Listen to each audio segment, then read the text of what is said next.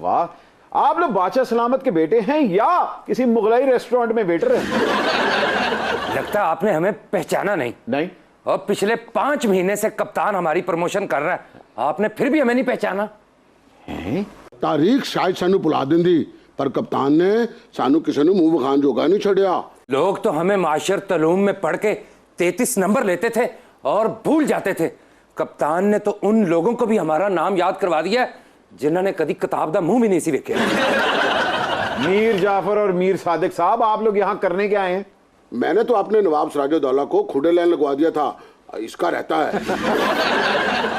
नवाब टीपू, आप east India company के आगे हथियार डाल दीजिए, मैं आपको एनआरओ भी ले दूंगा और लंदन भी भिजवा दूंगा। मैं एनआरओ हथियार डालता हूँ, भेजो मुझे लंदन में हथियार डालता हूँ। जाना भी पैना है क्योंकि उतों आने वाले एक बंदे की वैकेंसी खाली है। मैं हाजिर हाँ, मैनू लैकर चुलावे। वो ते जिड्डा भुखा है, लगदा साडे नाल लक्ष्मी भी चला जाएगा। ए, घोड़े ते काठियां पा लो ते नाल मीठा चौल भी फाड़ लो। तो कोई पता नहीं पैदल भी टुट जाए। सुपर ओवर की ट्रेडिशन है कि जैसा मेहमान होता है वैसी ही एंट्रियां हो रही होती है। तो टीपू, मेरा ख्याल है ये आपके रेफरेंस से आए हैं, दोनों ने टीपू को गद्दारी की थी ना?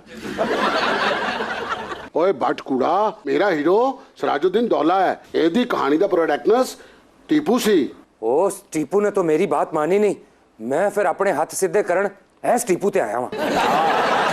मीर जाफर जब सिराजुद्दौला से गद्दारी करके बंगाल का गवर्नर बना तो उसने अपने बेटे के साथ मिलकर बंगाल में इतनी करप्शन की कि आज के जमाने में 1.5 से 1.25 अरब डॉलर के बराबर बनती है। अंदाजा लगाएं। अब पता नहीं इमरान खान साहब किस पॉइंट ऑफ व्यू से मीर जाफर की टर्म इस्तेमाल करते हैं।